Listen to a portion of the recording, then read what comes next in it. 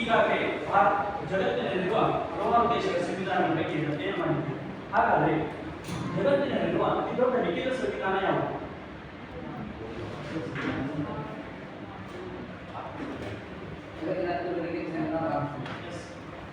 ಭಾರತ ಸಂವಿಧಾನ ರಚನೆಗೆ ಅವಕಾಶ ಮಾಡಿಕೊಟ್ಟ ಆಯೋಗ ಯಾವುದು?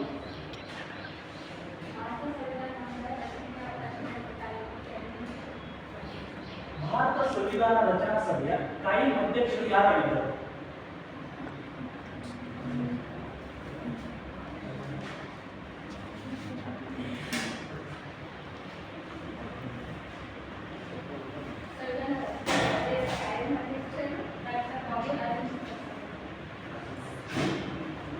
ಭಾರತ ಸಂವಿಧಾನ ಯಾವಾಗ ಜಾರಿಗೆ ಆಗುತ್ತದೆ? ಜನವರಿ 26.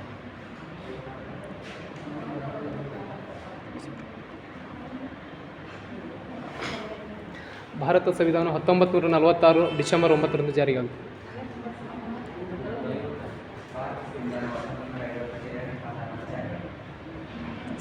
ಭಾರತ ಸಂವಿಧಾನ ರಚನೆಯಾಗಿ ಜಾರಿಯಾಗಲು ಎಷ್ಟು ದಿನ ಮತ್ತು ಎಷ್ಟು ಕಾಲಾವಧಿಯನ್ನು ತೆಗೆದುಕೊಳ್ಳುತ್ತದೆ?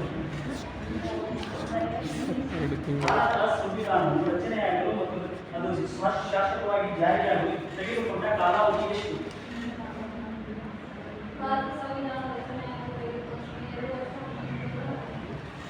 ಈ ಭಾರತ ಸಂವಿಧಾನವನ್ನು ರಚನೆ ಮಾಡಲು ತಗುಲಿದ ವೆಚ್ಚ ಎಷ್ಟು?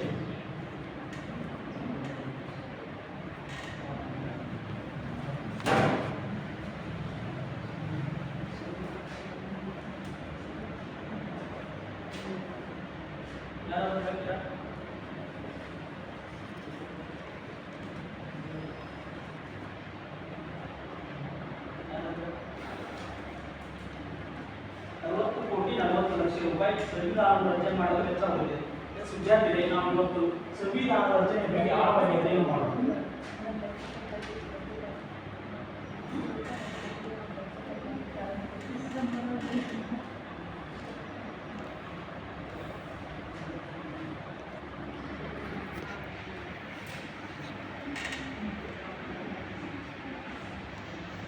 ವಿದ್ಯಾರ್ಥಿಗಳೇ, ಭಾರತ ದೇಶಕ್ಕೆ ಬ್ರಿಟಿಷರು ವ್ಯಾಪಾರ ದೃಷ್ಟಿಯಿಂದ ಬಂದರೂ ಕೂಡ ಅವರು ಕೇವಲ ವ್ಯಾಪಾರವನ್ನು ಮಾತ್ರ ಮಾಡಿಲ್ಲ. ಅವರು ಕ್ರಮೇಣವಾಗಿ ಇದೇ ನೆಲೆಯೂರಿ ನಂತರ ನಮ್ಮ ಭಾರತೀಯ ದೇಶೀಯ ಸಂಸ್ಥಾನಗಳ ಪ್ರಾಬಲ್ಯವನ್ನು ಮನಗಂಡಿದ್ದರು. ಆದ್ದರಿಂದ ಕ್ರಮೇಣವಾಗಿ ಒಂದೊಂದೇ ಸಂಸ್ಥಾನವನ್ನು ವಶಪಡಿಸಿಕೊಳ್ಳುತ್ತಾ ಸಂಪೂರ್ಣವಾಗಿ 1950ರ ಹೊತ್ತಿಗೆ ಸಂಪೂರ್ಣವಾಗಿ ಭಾರತದ ಮೇಲೆ ಸಂಪೂರ್ಣವಾಗಿ ಹಿಡಿತವನ್ನು ಸಾಧಿಸಿದರು. ಅಂತಹ ಸಮಯದಲ್ಲಿ ಬ್ರಿಟಿಷರ ಆಡಳಿತದಿಂದ ಭಾರತೀಯರು ಬೇಸತ್ತುಕೊಂಡಿದ್ದರು. ಅಂತಹ ಸಮಯದಲ್ಲಿ ಭಾರತೀಯ ಜನರಿಗೆ ಸ್ವಾತಂತ್ರ್ಯ ಮತ್ತು ಸಂವಿಧಾನದ ಅವಶ್ಯಕತೆಯನ್ನು ಬೇಕಾಗಿದೆ. ಇದನ್ನು ಅರಿತ ಮಹಾತ್ಮ ಗಾಂಧೀಜಿಯವರು 1922ರಲ್ಲಿ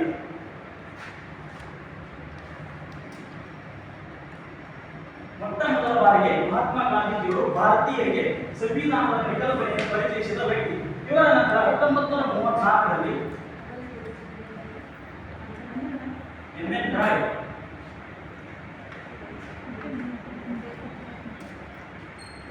ರಾಯ್ ಅವರು ಭಾರತೀಯ ಸಂವಿಧಾನದ ಭಾರತ ದೇಶಕ್ಕೆ ಲಿಖಿತ ಸಂವಿಧಾನದ ಅವಶ್ಯಕತೆ ಇದೆ ಎಂದು ಬ್ರಿಟಿಷರಿಗೆ ಬೇಡಿಕೆ ಇಟ್ಟ ಮೊದಲ ವ್ಯಕ್ತಿ. ಬ್ರಿಟಿಷರು ಮಾಡಿರ್ತಕ್ಕಂಥ ಕೆಲವು ಕಾಯ್ದೆಗಳು ಭಾರತದ ಸಂವಿಧಾನ ರಚನೆಗೆ ಅವಕಾಶ ಮಾಡಿಕೊಟ್ಟವು. ಅವು ಎಂದರೆ 1773ರ ರೆಗ್ಯುಲೇಟಿಂಗ್ ಆಕ್ಟ್, 1773ರ ರೆಗ್ಯುಲೇಟಿಂಗ್ ಆಕ್ಟ್,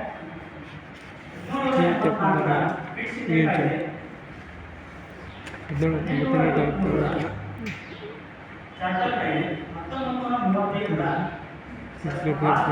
ಕಾಯ್ದೆ, 1935ರ ಭಾರತ ಸರ್ಕಾರ ಕಾಯ್ದೆಯಲ್ಲಿರುವ ಅಂಶಗಳು ಪ್ರತಿಶತ 9%.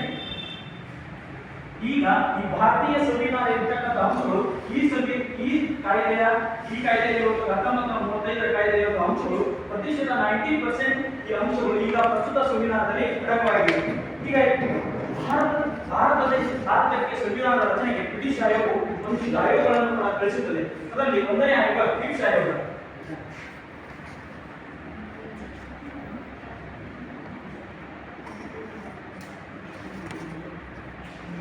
ಇದು 1942ರೊಳಗೆ ಭಾರತ ದೇಶಕ್ಕೆ ಬರುತ್ತದೆ. ಇದು ಇದು ಭಾರತ ದೇಶದ ಸಂವಿಧಾನ ರಚನೆಗೆ ಅವಕಾಶ ಮಾಡಿಕೊಟ್ಟಿದ್ದು. ಆದರೆ ಕೆಲವು ಷರತ್ತುಗಳನ್ನು ಹೇಳುವುದರ ಮೂಲಕ ಇದು ಸಂವಿಧಾನ ರಚನೆಗೆ ಅವಕಾಶ ಮಾಡಿಕೊಟ್ಟಿದ್ದು. ಆ ಷರತ್ತುಗಳಂದ್ರೆ ಭಾರತದ ಸಂವಿಧಾನದ ರಚನೆಯನ್ನು ಸಂಪೂರ್ಣವಾಗಿ ಭಾರತ ದೇಶವೇ ನಿರ್ವಹಿಸಬೇಕು. ಇದು ಒಂದು ಕಡೆ ಆದ್ರೆ, ಇನ್ನೊಂದಂದ್ರೆ ಜಗತ್ತಿನ 2ನೇ ಮಹಾಯುದ್ಧದಲ್ಲಿ ಭಾರತ ದೇಶವು ಸಂಪೂರ್ಣವಾಗಿ ಇಂಗ್ಲೆಂಡ್ ದೇಶಕ್ಕೆ ಸಹಾಯ ಮಾಡಬೇಕಾಗಿದೆ. ಆವಾಗ ಇದನ್ನ ಮಹಾತ್ಮ ಗಾಂಧೀಜಿಯವರು ಮತ್ತು ಮೊಹಮ್ಮದ್ ಅಲಿ ಜಿನ್ನಾ ಇಬ್ಬರು ಕೂಡ ವಿರೋಧಿಸಿದರು. ಏಕೆಂದರೆ ಭಾರತ ದೇಶವು ಅದರ ಸಮಯದಲ್ಲಿ ಅವಾಗಲೇ ಅಲಿಪ್ತ ನೀತಿಯನ್ನು ಅನುಸರಿಸಿತ್ತು. ಆದ್ದರಿಂದ ಮೊಹಮ್ಮದ್ ಅಲಿ ಜಿನ್ನಾ ಮತ್ತು ಗಾಂಧೀಜಿಯವರು ವಿರೋಧಿಸಿದರು. ನಂತರ ಈ ಪಿಪ್ಸ್ ಆಯೋಗದ ನಂತರ 1946ರಲ್ಲಿ ಬಂದಂತಹ ಕ್ಯಾಬಿನೆಟ್ ಆಯೋಗ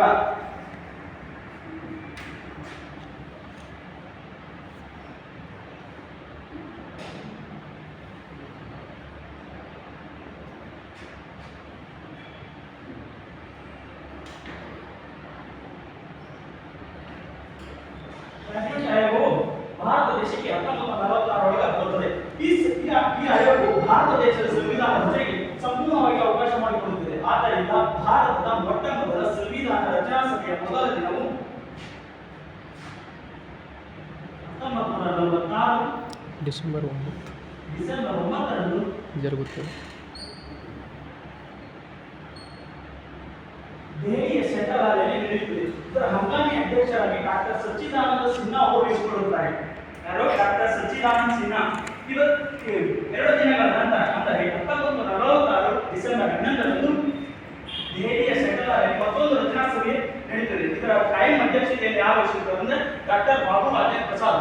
ಡಾಕ್ಟರ್ ಬಾಬು ರಾಜೇಂದ್ರ ಪ್ರಸಾದ್ ಅವರು ಭಾರತದ ಪ್ರಪ್ರಥಮ ರಾಷ್ಟ್ರಪತಿ.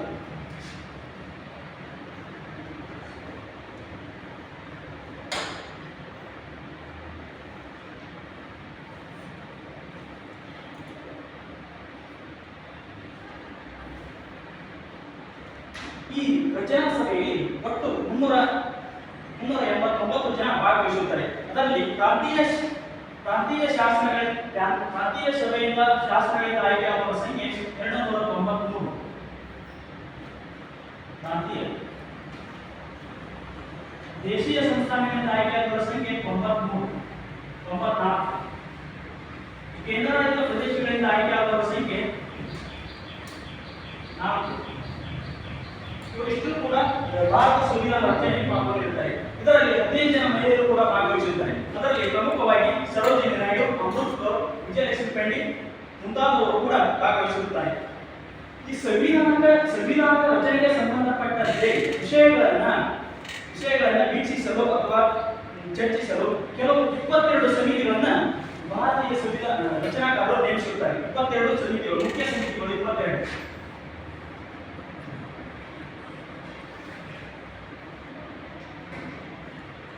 ಇದರಲ್ಲಿ 22 ಸಮಿತಿಗಳಲ್ಲಿ ಮುಖ್ಯವಾದ ಸಮಿತಿ ಯಾವುದು ಅಂತ ಯಾರಾದರೂ ಹೇಳ್ತೀರಾ?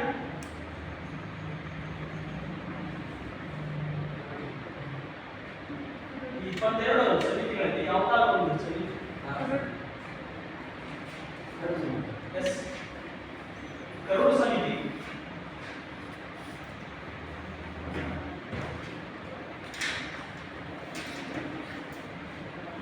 ಕರಡು ಸಮಿತಿಯು ಅತ್ಯಂತ ಮುಖ್ಯವಾದ ಸಮಿತಿಯಾಗಿದೆ. ಇದು 1947 ಆಗಸ್ಟ್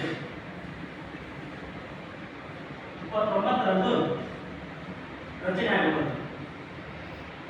ಇದು ಅಧ್ಯಕ್ಷರನ್ನು ಒಳಗೊಂಡು 7 ಮಂದಿ ಸದಸ್ಯರನ್ನು ಒಳಗೊಂಡಿದೆ. ಇದರ ಅಧ್ಯಕ್ಷತೆಯನ್ನು ಯಾರಾದರೂ ಹೇಳ್ತೀರಾ? ಈ ಕರಡು ಸಮಿತಿ ಅಧ್ಯಕ್ಷರು ಯಾರಾಗಿದ್ದಾರೆ?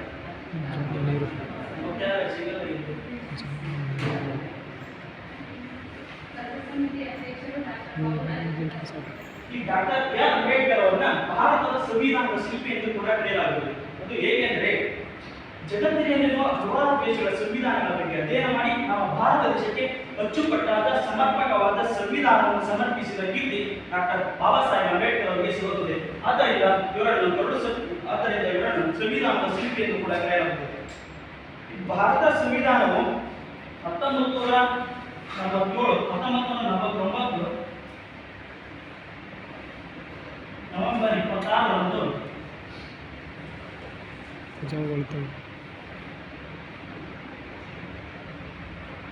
ಅಂಗೀಕಾರವಾಗುತ್ತದೆ. 1926ರಂದು ಅಂಗೀಕಾರವಾಗಿದೆ. ಇದು ಶಾಶ್ವತವಾಗಿ ಯಾವಾಗ ಜಾರಿಯಾಗುತ್ತದೆ?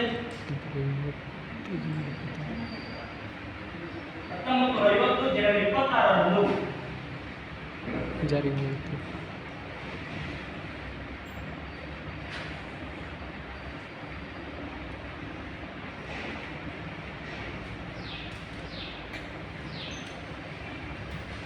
ಭಾರತೀಯ ಸಂವಿಧಾನ 1950 ಜನವರಿ 26ರಂದು ಸಂಪೂರ್ಣವಾಗಿ ಜಾರಿಯಾಗುತ್ತದೆ. ಭಾರತದ ಸಂವಿಧಾನವು ರಚನೆಯಾಗಿ ತೆಗೆದುಕೊಂಡ ಕಾಲಾವಧಿ ಎಷ್ಟೆಂದರೆ ಭಾರತ 2 ವರ್ಷ 11 ತಿಂಗಳು 22 ದಿನ. 11 ತಿಂಗಳು 22 ದಿನ. 18 ದಿನ.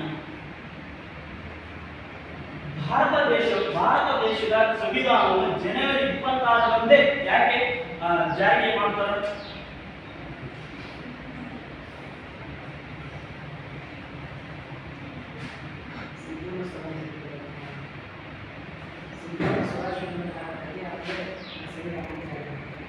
ಕಾಂಗ್ರೆಸ್ ಪಕ್ಷವು 1930ರಲ್ಲಿ ಸ್ವರಾಜ್ಯ ಆಚರಿಸಿದ್ರಿಂದ ಇದನ್ನು ಜನವರಿ 26ರಂದು ಅವತ್ತಿನಿಂದ ಸಂವಿಧಾನವನ್ನು ಜಾರಿಗೆ ಆಗುತ್ತದೆ.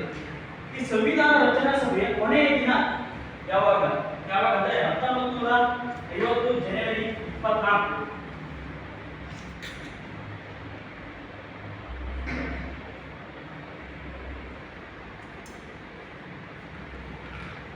ಭಾರತೀಯ ಸಂವಿಧಾನದ ಭಾರತೀಯ ಸಂವಿಧಾನ ಇಷ್ಟೆಲ್ಲ ಅಂಶಗಳನ್ನು ಒಳಗೊಂಡು ರಚನೆ ಆಗಬೇಕಾದರೆ ಭಾರತೀಯ ಸಂವಿಧಾನವನ್ನು ರಚನೆ ಮಾಡಲು ತಗುಲಿದ ವೆಚ್ಚವೆಂದರೆ 6 ಕೋಟಿ 40 ಲಕ್ಷ ರೂಪಾಯಿ.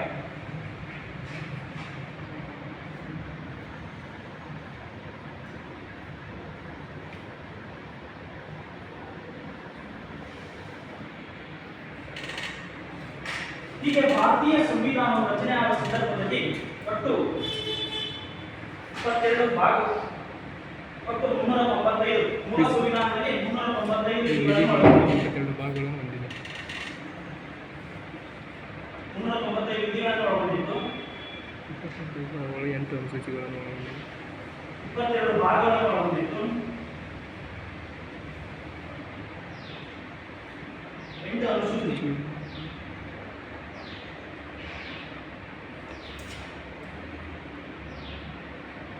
ಆದರೆ ಈಗ ಪ್ರಸ್ತುತ ಸಂವಿಧಾನದಲ್ಲಿ ಇರತಕ್ಕಂಥ ವಿಧಿಗಳು 450ಕ್ಕಿಂತ ಹೆಚ್ಚು ವಿಧಿಗಳಿದ್ದು 25 ಭಾಗಗಳನ್ನು ಹೊಂದಿದೆ ಮತ್ತು 12 ಅನುಸೂಚಿಗಳನ್ನು ಕೂಡ ಹೊಂದಿದೆ. ಈ ಭಾರತೀಯ ಸಂವಿಧಾನದ ಕೆಲವೊಂದಿಷ್ಟು ಭಾಗಗಳ ಬಗ್ಗೆ ತಿಳಿದುಕೊಳ್ಳೋಣ.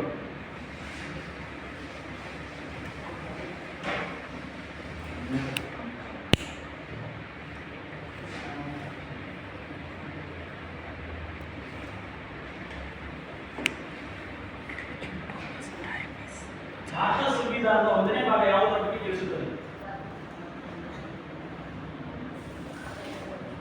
ಒಕ್ಕೂಟ ಮತ್ತು ಪ್ರಾಂತ್ಯಗಳ ಬಗ್ಗೆ ತಿಳಿಸುತ್ತದೆ.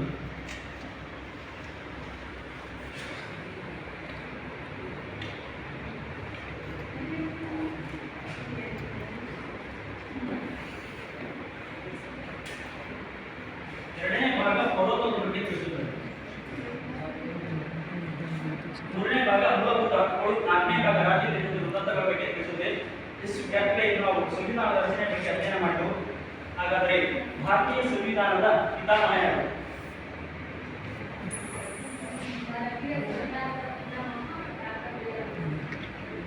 ಭಾರತ ಸಂವಿಧಾನ ರಚನೆಗೆ ಅವಕಾಶ ಮಾಡಿಕೊಟ್ಟ ಆಯೋಗ ಯಾವುದು?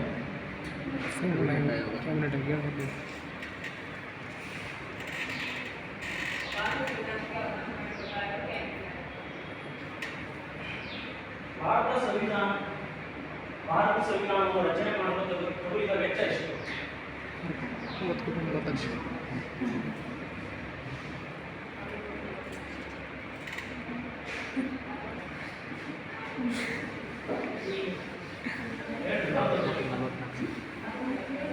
ಕೋಟಿ 40 ಲಕ್ಷ. ಮುಂದಿನ ಭಾರತೀಯ ಸಂವಿಧಾನ ಭಾಗ ಬಗ್ಗೆ ಅಧ್ಯಯನ